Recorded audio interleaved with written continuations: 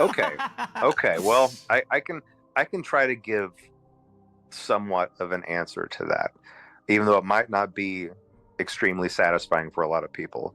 So I would encourage people to turn off the interview if they don't want an answer that they might not be happy with. But whenever I'm making these games, there are a lot of things that are in my head that are just flowing ideas. And when I have them and put them there, it's the first half of something. It's like a string or a rope just like reaching out. And I know that what's there on the other end is there. I trust that it's there. I know that it's there. And then whenever I progress forward, the rest of that just reappears. The rest of it. It's like mystical, like that is like a great way of just saying I just made it up as I went along.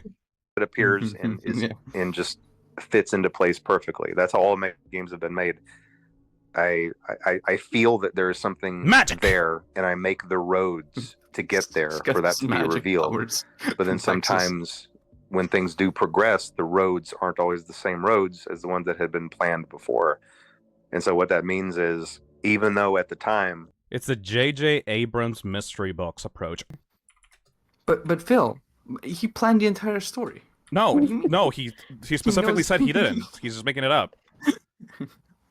Which honestly, you know what? Fair enough. Mind-blowingly inspiring to me. I realized that blank page is a magic box. It needs to be, filled with something fantastic. I used to have the Ordinary People script that I'd flip through it. The romance of the script was amazing. Was he actually directly inspired by J.J. Abrams? This was in 2007.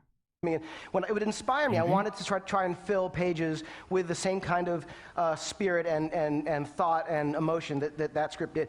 So that is, I love Apple computers. I'm obsessed. So the Apple computer, like the PowerBook, this computer, right? Like it challenges me. It basically says, what are you going to write worthy of me? Like I feel this. I'm compelled.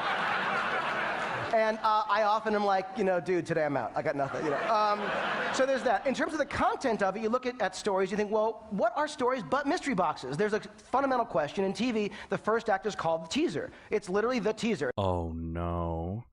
Is that why he called them FNAF teasers? Was he actually directly inspired by J.J. Abrams?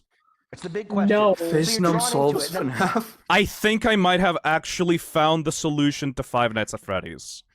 To it. Then, of course, there's another question, and it goes on and on. I mean, look at like Star Wars. You got the droids. They meet the mysterious woman. Who's that? No. We don't know. Mystery box. Then you meet Luke Skywalker. He gets the droid. You see the holographic image. You learn, oh, it's a message. She wants. I think I found out what's inside the box.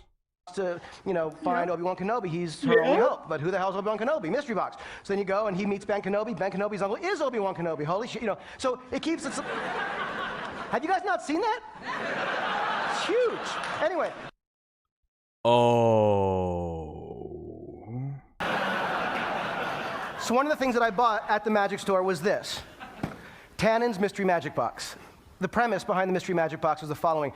$15 buys you $50 worth of magic, which is a savings. Now, I bought this decades ago, and I'm not kidding. If you look at this, you'll see it's never been opened. But I've had this forever. Now, but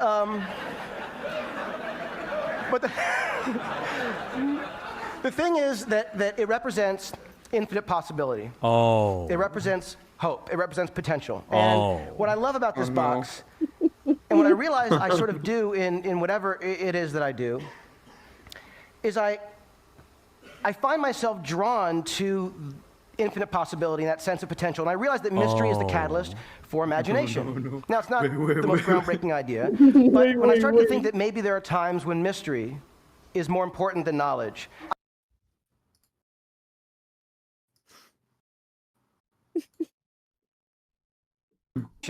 Now, it's not the most groundbreaking idea, but when I started to think that maybe there are times when mystery is more important than knowledge. Some things are best left forgotten. For now. Sometimes I started getting interested in this. And so I started thinking about Lost and the stuff that we do, and I realized, oh my God, like mystery boxes are everywhere in what I do. And how, in the creation of Lost, Damon Lindelof and I, who created the show with me, we were basically tasked with creating this series that we had very little time to do. We had 11 and a half weeks to... Lost was panned by critics because the story was absolute nonsense. Write it. This is the guy that worked on Lost. Cast it, crew it, shoot it, cut it, post it, turn it in, 2-hour pilot. So it was not a lot of time. And that sense of possibility, what could this thing be? There was no time to develop it. I'm sure you're all familiar with... There was no time to actually come up with a story. People who tell you what you can't do and what you should change. And there was no time for that, which is kind of amazing.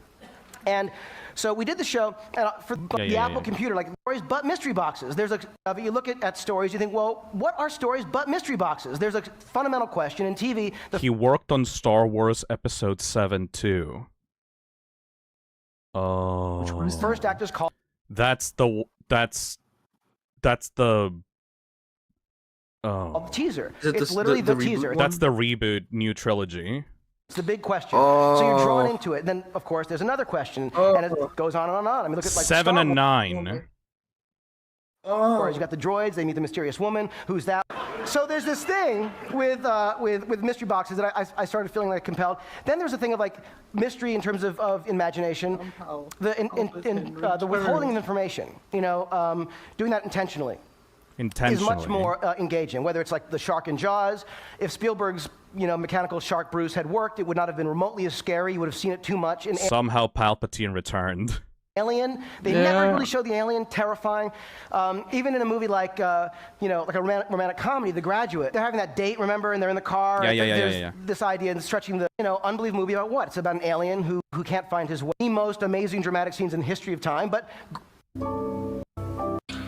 It's like there and it's going, and then something happens, you go, oh, and then something else, like, and then, now it's a great movie, you're along for the ride because you're willing to give yourself to it. So to me, whether it's that, whether it's, a TV pod behind him, Lost. I had no idea. Nothing stopping you. Now, who would have been silenced, who have been silenced in the past, it's a very exciting thing. I used to say in classes and lectures and stuff that to someone who wants to write, go write, do your thing. His hand, that's Tom. So Tom's playing 2 roles.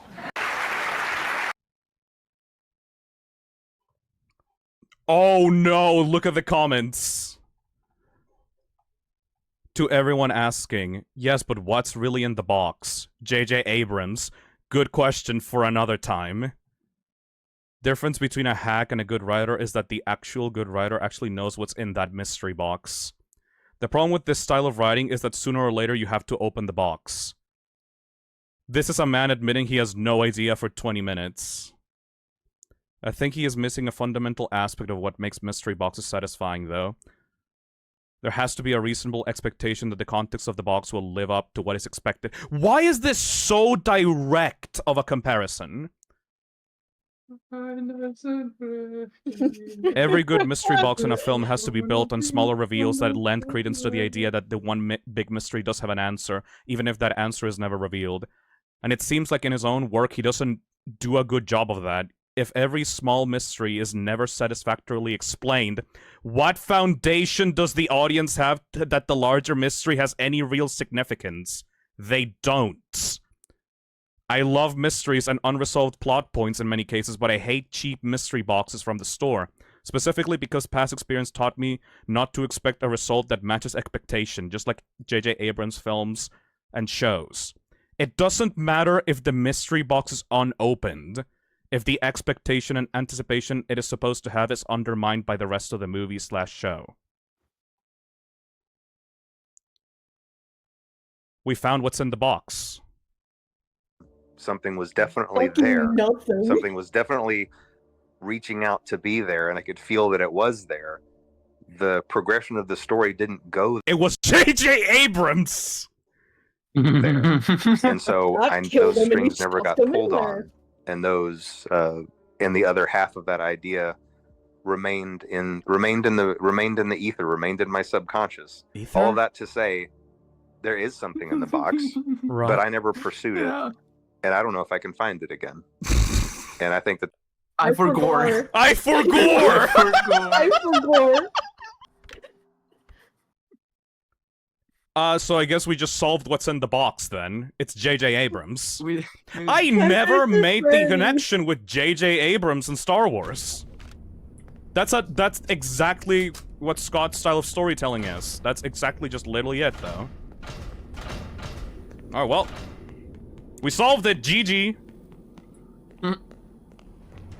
I hope you guys like that. Da da da da da da da da da da da da da da da da da da da. Da da da da da da da da da da da da.